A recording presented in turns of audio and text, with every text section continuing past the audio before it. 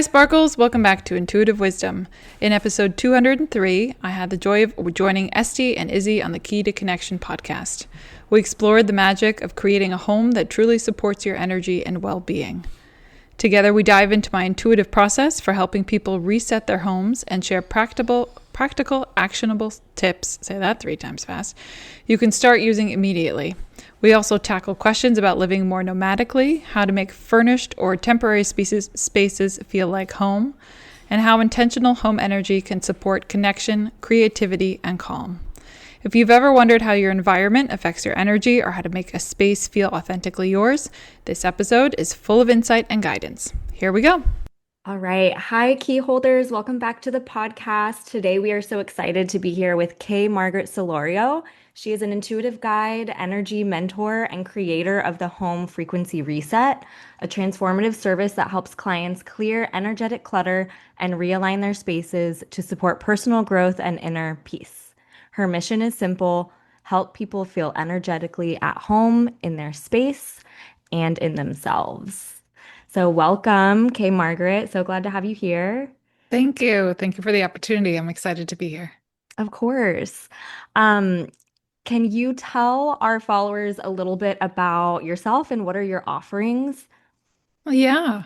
Well, as you mentioned, I'm an energy mentor, so I'm also an energy advocate. I have learned that life is not just about all the things you can do, but how you show up, how you be your energy. So taking care of your energy is really important. So I focus on that work and not just yourself, but finding that your space, and I focus mostly on homes, the space around you can really support that. So you are, I believe, you are the magnet, you are the instigator, your energy sets that tone, and the universe reflects back to you. But to that end, you can use it to your advantage and then create an environment around you that supports your energy or points towards the person you want to become and not the person you were.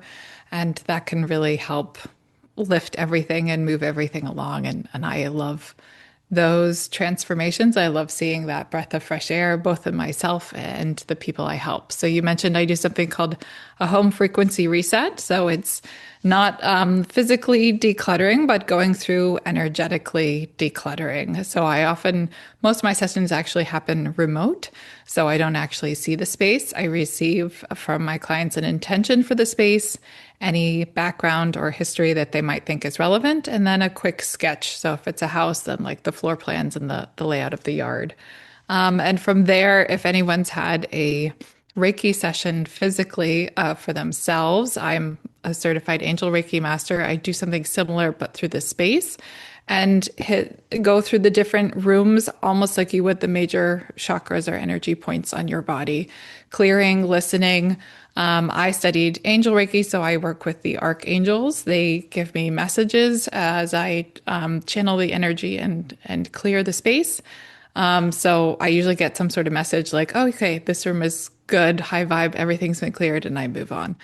And then I provide my clients with a report afterwards of any suggestions that came up or just kind of in general, the vibes of the space. There's always something that comes up. Every space is unique. But yeah, that's what I focus on. I also have a podcast. I love podcasting. The Intuitive Wisdom podcast is mine. And I got published my first book this year, Make Easier Vibe.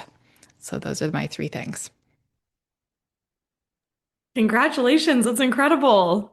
Thanks. That's a lifelong dream. So I'm loving it. Absolutely. Little sticker on the back of my car. Bye bye book. That's so awesome. So excited. I would have the same sticker for sure if I put in all that work to write a book. So it sounds like you shared a little bit that you work with the archangels. How do you sort of blend intuition and energy work when you're working with client spaces? Yes, that's how I do it. So the energy work then being the Reiki and getting to becoming a healer, an energy healer really helped me discern the difference in general between the ego and kind of heavier thoughts and the intuition and lighter thoughts. So then getting to feel the energy that as I move through the different spaces, that's kind of the energy piece. And for me, intuitive means listening on a very basic. So not just listening to your own intuition, but you get little nudges. Oh, wait, this needs a little more time. Oh, wait, this could use a little this. So listening really, because your even for me, my own intuition is a very subtle whisper. Sometimes I don't notice it until I realize I'm arguing with myself. And I go, wait, wait, wait. Stop arguing. That's something here to help you. Because it's not heavy-handed like your ego often gives you thoughts. So listening to those intuitive messages is how I combine the two. And the angels speak very softly too. So, what is like energetic clutter, or like how would someone know if maybe their space needs a bit of a reset?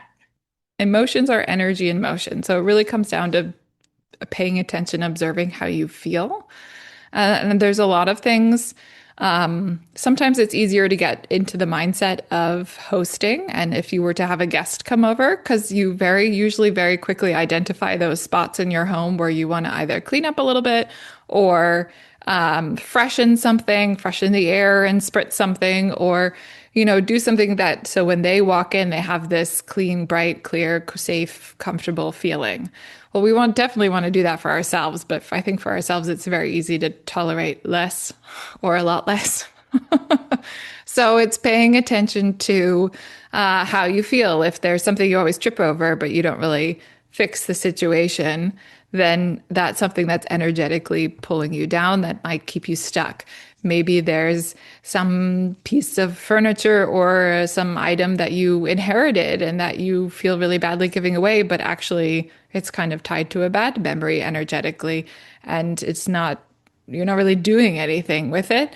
That's stuck energy. Everything has energy. You have energy. I have energy. If we look down at the tiniest microscope down to atoms, everything's vibrating. Everything is energy at its core. So realizing that everything is energy and therefore gives off kind of this energetic residue. If you think about when you're going through your own day, most of us aren't. I know I don't always remember to be intentional of like totally finishing one task and then switching and focusing my energy somewhere else.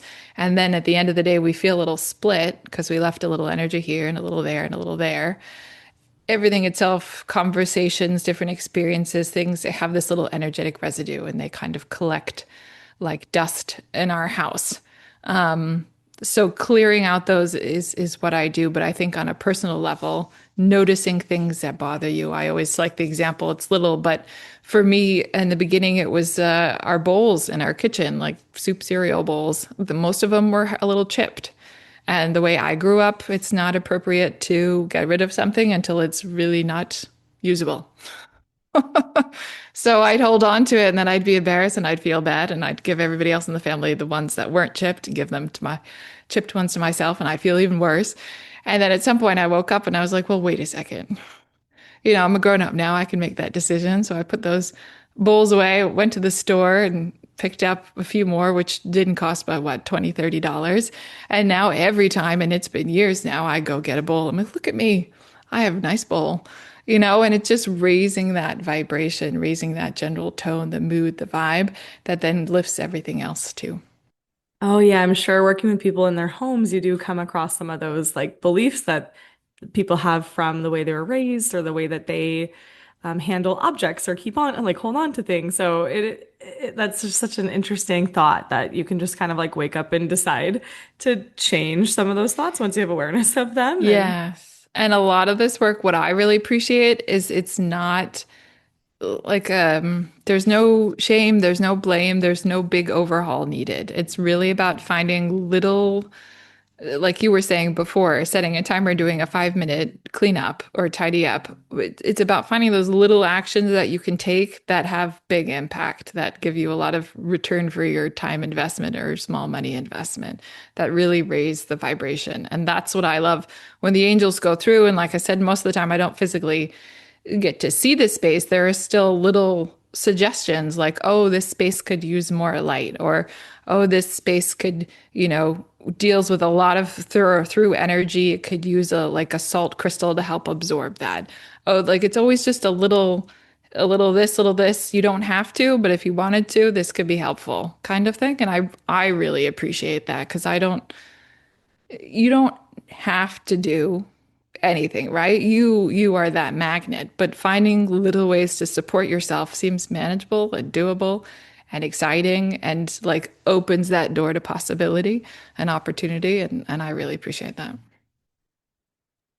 Yeah, though I love how actionable it is, or it can be, like to be able to take action right away, especially I think in this day and age, like there's so much out there on self-help and like we can kind of accidentally make ourselves this forever project. So it sounds kind of nice to have something external, like, okay, let me work on my space and see what return that kind of brings to my life. Right, you're experimenting on yourself. It's not a, I have to set it up this way in order to reap the benefits. It's okay, how do I feel? What works for me? Let's try this. Oh, I really liked that. So how does the energy of our home affect our mood, our mindset, and even our manifestation ability? Yeah, well, if you think of it, I always, when see, when I'm doing a session, I'm a fairly a visual person, so I see it in my mind's eye. But I see energy flowing through the home, almost like, on weather maps, you see they draw all those arrows and lines for the air currents.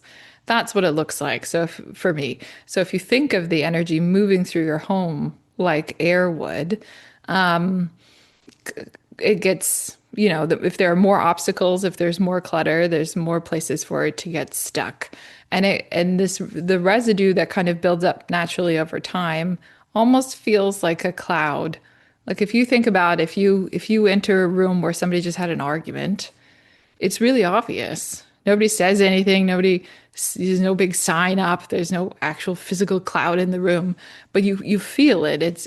You feel that energy. And so those are the kind of things where if it builds up and that kind of stuck energy sits, it weighs you down a little bit. It's not going to prevent you from doing anything, but it kind of ties you to that past or ties you to that experience or that event, lowers your frequency. And so to that extent, it can kind of mute things. It can make it more difficult to concentrate or get clarity, focus when you work if it's in your workspace.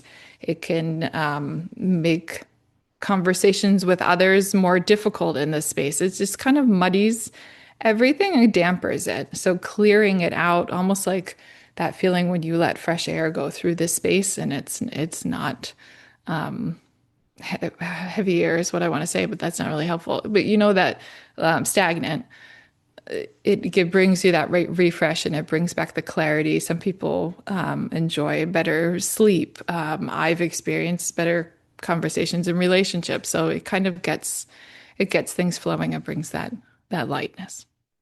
It's so interesting how, like, what a big difference it can make and being able to see the difference when you do make little changes like that. I'm really curious how you got into this area and how you discovered that it was something that you're really good at helping people with. I'll go back to my own personal development. I started meditating daily, so my own spiritual meditation came the slow way through meditation, and I would wake up with my hands hot after a while, and I read that that was a sign that could be a good healer. So I studied to be an energy healer, and I enjoyed helping. I enjoyed the mediumship and helping people with their own physical, but I never was fully comfortable with it. It's very personal, and there's a lot, I feel a lot. And there's when you're helping people to that capacity, a lot of times there's a lot of grief to process because you're connecting with loved ones on the other side and things. And as much as I love helping people, that's very heavy for me to hold. And after doing about a year of that work in my own meditations, I got the nudge to look at spaces. I've always loved energy of spaces. We moved around a lot when I was a child, so I was exposed to lots of different spaces. There was a lot going on in my family and not a lot of vocabulary to communicate about emotions. So there was a lot of like picking stuff up energetically. I've always enjoyed, and I've always thought it like when I pick a place to work, as for like a day job, looked at where the environment was and often made my decision on that. There were all these notes that kind of started coming together, and my spirit team kind of kept nudging me like, "Oh, remember that? This is why you." I heard a podcast interview of a woman who did house clearings, and that's what got me into energy healing. And then I was like, remember that? Remember that? And I was like, yeah, I do remember that. That'd be awesome. And then they kind of, when I was working on it one day, I asked my guardian angels or spirit team, however you want to say that, like, the framework that I've learned, how can I apply that here? And they literally laid out, I was writing, like journaling, laid out chakras of the house so that I could understand how the flow, because the flow for us comes through our crown chakra and down to the root and all that, how the flow goes through. And I was like, oh, okay, this makes sense. I can do this. And I started doing it and seeing results. And I was like, this is just the coolest thing ever for me. Yeah, that's awesome. That's amazing. I feel like I'm a very sensitive to spaces too. I don't think I'm very gifted at like keeping my space clear. Like it's something that I have to effortfully and like intentionally do. But I remember as a kid, there would be certain grocery stores that I just did not like the vibes of the Mhm. environment. And I would be like, I don't really want to go in there. And then other grocery stores, like with different lighting and a different setup, I would be fine to go in. So it's just interesting how like spaces can really, really affect us on like an energy mood level. Yeah, I agree. And I still do that. I still prefer grocery stores based on how overwhelmed I get or what kind of setup it is. But I think what's really cool is, when you're a kid, you always think, oh, I got to fix it. I have to change myself somehow. At least I did. You have to change myself somehow to fit into the environment. Like, here are the options, and I have to survive and exist and grow, and I got to make that work. Whereas now I understand the opposite is true. We're co-creating this life, and we have an opportunity to make it support us, to build our own world. And so I get excited about that. Yeah, I wanted to talk to you about one episode that really resonated with me from your podcast, feeling at home within yourself with, is it I'm Your Zone? Mm-hmm. Episode 145. That one. No thanks. So I personally, I'm a travel healthcare worker, so I stay in short-term furnished rentals, which means that I am surrounded by other people's furniture and decorations, and it's very hard to not be able to like as an adult like create your own space. Mm-hmm. Um, so I just thought it was interesting talking about how, sometimes we're in situations and we kind of have to create that home within ourselves. So yeah, I just wanted to know if you could speak a little bit more to like kind of having that, I don't know what you would call it, like that anchorship or something, if you don't Yeah. have a space that you can really control. I don't know. Yeah, that's a really interesting question. And thank you for the work you do. This is not related at all, but I'm a mother. And every time I'm like, wow, the nursing stuff that you have to deal with, there's not enough. I have full respect. Um, I would say, first of all, if you haven't already, I would come up with a ritual that works for you. I don't know if you have a favorite, like spiritual tool, like if you like burning sage or if you like crystals or if you like just stating an intention. But I would definitely say walking through this space before you unpack and make it yours for the time being would have huge impact of like declaring, "Hey house, thanks for hosting me. I'm here. This is how I do it."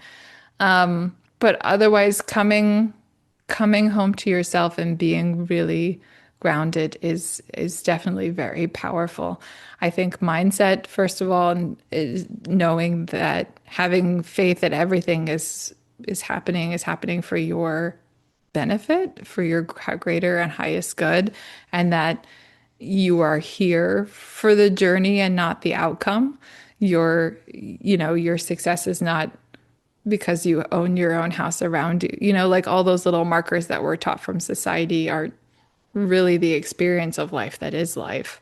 So grounding in that you are building the person you are becoming and you are learning things you might not even realize about, will help you have empathy with other people is huge. And other than that, I would say also actual grounding exercises would help, whether you stand barefoot on the ground or you listen to grounding meditations and find different ways to know you are rooted and safe where you are. That could be really helpful too. Thank you. Yeah, I love that. I've even found just like sometimes opening windows in my space can help me if I'm feeling like a little bit on edge or like not fully at home, just opening the windows, letting some like air in. Oh, definitely. I open the windows of my house every day, even if it's Mhm. winter or Mhm. raining. Like minimum 5 minutes because yeah, it drives me nuts. It does so much for a refresh. And Mhm. you had sent some questions before, and I'm jumping ahead a little bit about senses.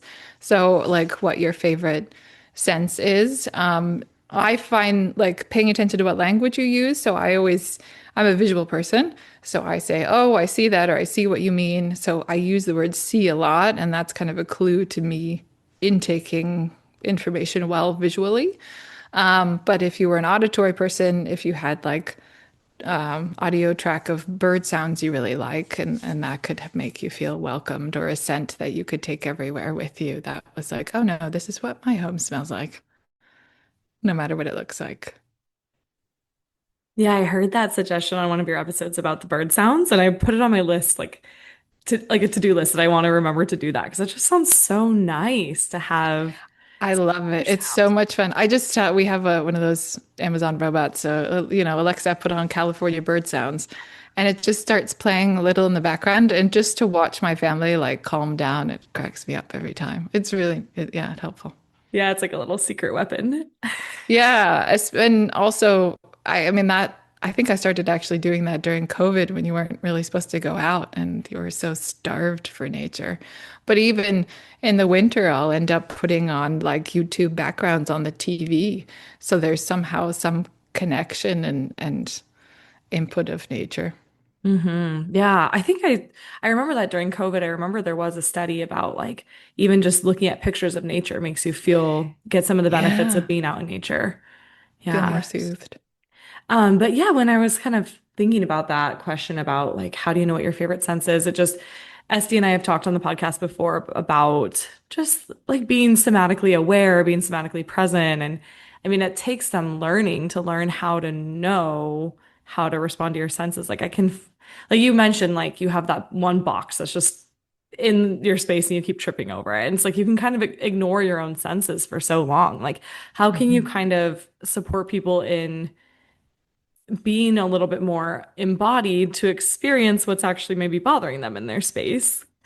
Yeah. At the risk of scaring people away, meditation. So if you could set a timer for 1 minute and just sit, don't listen to what's around you, watch your thoughts fly through your head, whatever happens. But that we do so many things all the time. I mean, I often don't even drive my car without listening to a podcast. So I'm never actually like just driving or just doing something. I'm often doing multiple things at the same time, and your energy is split when you do that. So if you can find a way to either have a little time to yourself where you drink your cup of tea or cup of coffee and you can hear your own thoughts. You're right, awareness is key, but if you're in a place where the normal operating is just noise, not bad noise, but you can't hear your own thoughts half the time, then yeah, you got to go back to quiet. And sometimes when I first started meditating, it was excruciating to sit for a minute. And I was like, wow, this is too much. But you just practice. It's all practice. Nobody I guess some people are, I wouldn't say they're born to meditate, but they're a little more spiritually awake and they keep that from when they're kids. Some people go through spiritual awakening through some traumatic event, and then others of us get there slowly with just practice. And it doesn't have to be anything structured. You don't have to be in a particular place. You don't have to be in a particular position or listen to a particular thing. One thing that energy healing taught me is that meditation is a tool to find that peace in yourself. So it's not the only way to get there. My husband likes to take boxing lessons and go training for boxing. And the time he speaks of that moment is when he's in the ring, where the thought is lost and he finds his peace in his center and he can hear himself or he can hear the intuition. So some people it's going for a walk. So, there's all these different ways. You don't have to just sit and not listen to anything. Whatever works for you, but finding that place where you can hear yourself. So, like you said, you can notice your reactions. Like if there's a drawer that's sticky and it frustrates you, then you go, oh, wait, I could do something about that. But if you're so used to just closing it, moving on, then that's that dip in energy that just continues. Yeah, thanks for sharing about the just like different ways that somebody can come about connection to spirituality or even intuitive gifts, because I think sometimes, Yes. like, I've listened to so many spiritual podcasts and I can be like, oh man, I wish I had these gifts. Like, Oh, totally. Especially, I was always fascinated by mediumship. I'd watch shows and John Edwards and things when I was a kid and just go, "Duh, that just blows my mind." And I wish I could be like that. And then when I learned it's a learned skill that anyone can do it, I was like, that's amazing. Sign me up. Who knew? that's so cool. That's awesome. It's been really fun to hear about your journey so far. Thanks. Yeah, we'll learn a lot the hard way, but then it sticks. So okay, Margaret, I took your quiz. I got a 27. I should give a Okay. little context. I also live in a furnished apartment. It was an Airbnb. I've been here 2 years now, but it's other people's things and belongings. But Mhm. I got a 27, so that means like somewhat stuck, somewhat aligned. Do you want to kind of talk about your quiz and where people can take it and um, Yeah, that? thanks. The quiz is a free quiz. It's available on my website, deliciousease.com/quiz. And the idea is to start asking you questions. So you go through and rate, and then you get a score so you can put it in context. But the idea is to start that awareness process of going, oh, how does this affect me? Do I have anything that reminds me of this? Do I have anything like that? To see where those energetic connections are to your space and to your things. So, yes, it sounds like you already know some of it. You're frustrated with that it's not yours, it sounds like, and then other stuff is yours and you've made it your home. It'll help you, yeah, see where there's space to clear that energetic relationship or any residue. Yeah, it's a good first step to go take your quiz and kind of start to think about some of these things. And Right, get into the language and understand how, I mean, it was new to me to put that even though I was aware of energy, to understand that everything holds energy and that everything is energy and that we all affect each other. I think we always hear that, but to like feel it and see it and go, oh, I can have positive impact changes the conversation in my head. yeah, so I've had a question for years and I've never had anyone to ask it to. So I'm really excited to finally know what is the impact of living in a high rise? Like I live on the 10th floor. You talked about grounding exercises, and I've lived in high rises before, and I know that like I can feel that I'm far from the ground in this way where it's kind of ungrounding. Like what are your thoughts on living up above? Yeah, I had somebody recently also ask me, what about living like near a major like metro station or something like that? I think my basic belief is that we all we all have our own bubble. Like we all are our own space, we all are our own people. So there's no necessary need for you to, although you are affected by other energies and you can unintentionally absorb other energies, and that's something to be aware of. It's not doesn't have to be. You don't have to, doesn't have to be a negative thing. You can kind of set up your space and operate in your own being and not be negative affected. And that goes for everything, whether it's like the economy or the news you're seeing or the space you're around or you set up your own energy bubble. You have your own aura. So I'll start there. But if you're feeling it and you're not feeling good, then that's your clue that you're out of alignment or there's something to be addressed. So there are lots of grounding or earthing techniques that you can work on for yourself. And then you can also, I mean, sometimes before I start any of this work, I literally imagine an energetic shield so that I'm not absorbing anything that I go through. And some people also do either a physical shower or like an energetic shower after being in a space with lots of different energies, if that helps you feel better. But the energetic shield, I just take a minute and imagine a golden light starting at my feet, and it kind of feels like an big oval, like I'm in a big egg.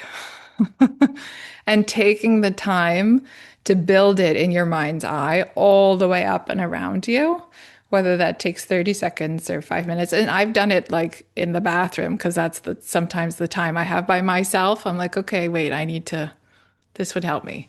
So protecting yourself energetically. Also, crystals, if you like wearing gems or working with crystals, crystals are fun because they hold their vibration. Humans are wonderfully fickle. We have moods, we go up and we go down, we learn and this and that. We're constantly changing.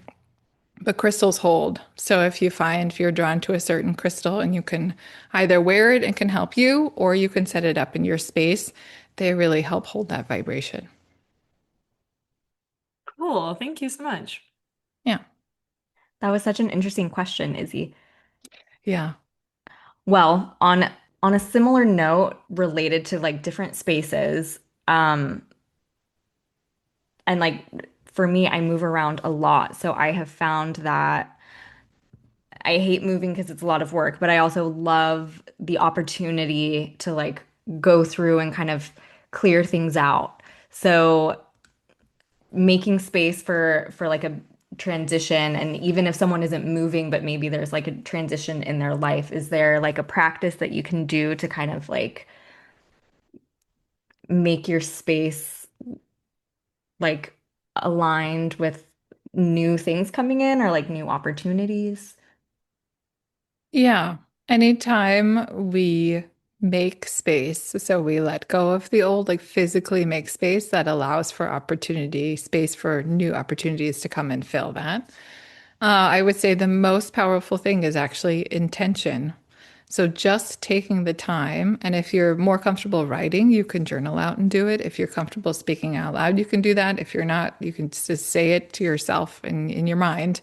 But taking a moment to like be present in the moment and say, okay, this is my intention with this space. I am ready to move on from here to here. This is what I'm looking forward to. This is what I need, how I need the space to serve me, does wonders. So intention always works.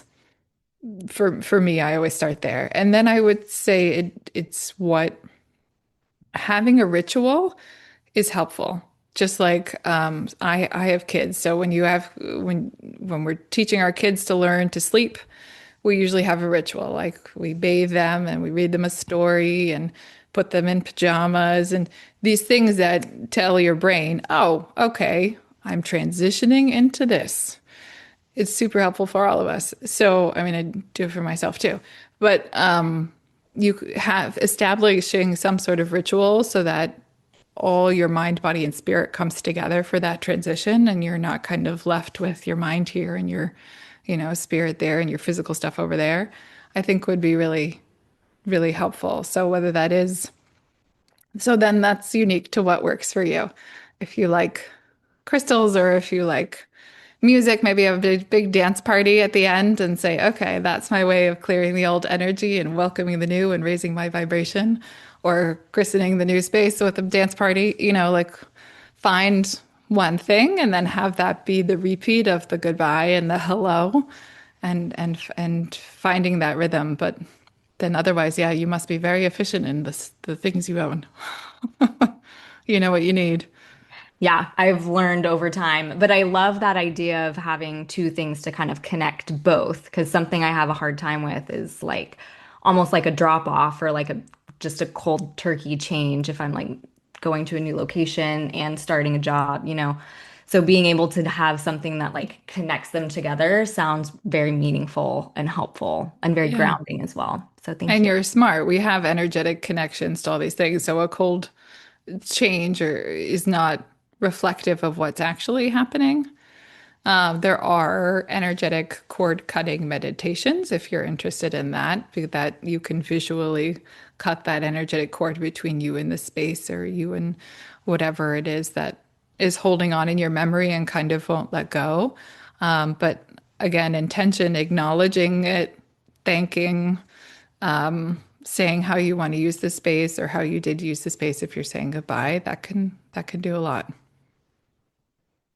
I'm taking notes on rituals I want to do probably this week because I will say I'm a little bit guilty of like when I go through a big life change, I like want to move. I'm like, I need to just move to restart all my new routines and I need a new energy. Like, let's just totally change it up. But I think it would be wise and healthy and realistic for me to find those tools like you're saying to reset within your space without actually having to move to Right, because you be take you with you. So you still need to reset your energy. good point. Oh my gosh, Kmart, you just called me out a little bit. Take it with you. We all do it. No worries. That's so funny and so true. That's why I can feel almost like as you're talking about this, like this resistance of the old being like, oh, you're like these rituals are gonna get rid of me. So I'm like almost feel that resistance towards doing them. You know what I mean? Yeah, well, then I think you keep in mind what Esty said. You make space for new opportunities. Yeah. You let go with, thanks you've served me. I appreciate, what you taught me or the time we spent together or what that experience meant in my life that got me to the next step, and I'm ready for the next step. Whew. Okay. Yeah, definitely. I am going to re-listen to this too. It'll help me. You may have already given us so many ideas about this throughout the podcast, but I'm just wondering like if there is something, if someone is wanting to specifically get more in touch with like their creativity or if they're needing more healing, like there is there any like specific features of a space that can help with like specific things, or is it more about just like your general intention and like your own intuitive guidance to kind of be drawn to those things that you might be needing at that time? Yes, I think we all should enjoy and revel in the fact that we're different. We need different things, and you're right, you need different things at different points in your life. So learning and observing what makes you feel safe and loved and creative. I think in general, looking at we already talked about air, so refreshing the air, whether that's opening the window or spritzing some lavender essential oil with distilled water, or lighting a candle that makes you feel in the mood. Lighting itself can be really important. So not having a harsh overhead light, but maybe lighting some lamps in the evening to have that calmer a vibe. We've also talked about decluttering. Again, don't feel the need to take on the whole entire house in a big project, but like set the timer for 5, 10 minutes and just tidy up, put everything away. Everything should have a place to be put away. But for me, I find that creativity mostly in my office space. So before I start any session where I'm doing energy healing, especially, the entire desk gets cleared off. And then I light a candle. I pick 2 or 3 crystals for the desk for that day. And I sit and kind of pray or meditate for a few minutes. And then I begin. So that's my setup for my creativity. But I'd say, yeah, tidying up a little bit, the air, the lighting, and then nature, whether you bring in a plant or a picture of a plant, or sometimes it's a memento, like if you're really enjoy the beach, we have a nice shell, the things that mean good feelings, joy and pleasure to you that can release those subconscious reactions, and allow for that calm so you can create. I will say one more space to create. When you create, having space is really helpful. So, not feeling enclosed. So, if you don't have a desk, then like sit at the dining room table because you're saying, hey, look, I've got all this. My mind can then expand and say, I've got this space to free and figure out what's next. That makes a lot of sense. A couple years ago, I started getting into watercolor painting and trying to learn how to do Yay. it. And I have noticed that like certain places that I will really inspire me to get back into doing my lessons. And then other places, it's like I feel like I can't paint in that environment because it's like it does seem like it's like too enclosed or too restricted. And it's like, yeah, so that's really interesting. I didn't realize that it was a space thing that could maybe open up. So, I once, this is very random, but you just made me think of it. In college, I volunteered at a place in West Virginia, and they had some of these odd, well, beautiful but different shaped buildings, and they had like dome, like circular. And we went and sat in the circular space and listened to a talk. And the whole time I was like, I can't do it. I can't sit in here. When are we leaving? Because it was like enclosed enough and round enough that my head just started to hurt. It's like maybe I'm too conditioned for rectangular buildings, but this is not going to work for me.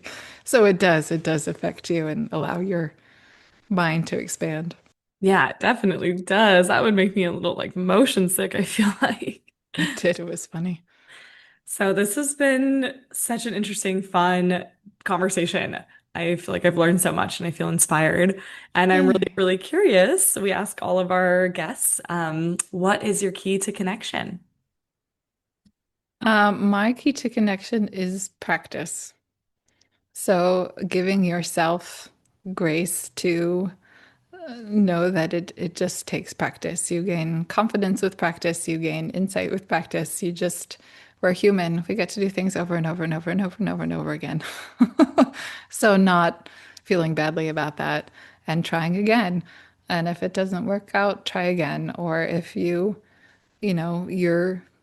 anything you do, that muscle strengthens with practice. And for me, the connection, whether I'm connecting with others or if I'm connecting with spirit, if I take that time to do it intentionally, and practice and do it again and again, it strengthens. And I appreciate that. Yes, definitely. Then we have data to kind of look at and, learn from. So that's a really good That one. too. Awesome. So where can people find you? The best place is my website, deliciousEase.com. I'm also on Instagram, and the my podcast, Intuitive Wisdom, is now on YouTube as well. Ooh, that's fun. How are you liking having it on YouTube? I'm liking it. I have not switched over to video yet. I still just post the audio and then I post short videos. But it's definitely, I think it's a different audience. Um, and yeah, I'm enjoying exploring. I mean, it's so widely used, right? My husband uses it like Google, so for searching everything. So I'm excited. That's really cool. Awesome. Exciting things happening for you. That's great. Cool. Well, thanks everyone. Thanks for listening. Okay, Thank well, thank you. you so much. thank you so much. That was so fun. I've got so many little things that I want to go start doing now. Yay! That makes me happy. Thank you. Thank you for joining me on Intuitive Wisdom. If this episode brought you clarity or inspiration, please take a moment to leave a 5-star review. It truly helps others find this space. And if someone you love, you could use a shift in energy, share this episode with them. You never know what might resonate. For more, explore my frequency reset service, tune into more episodes, or begin the journey through my book, all at deliciousease.com. That's DELICIOUSEASE.com. All right, until next time, trust your energy, honor your space, and keep coming home to yourself.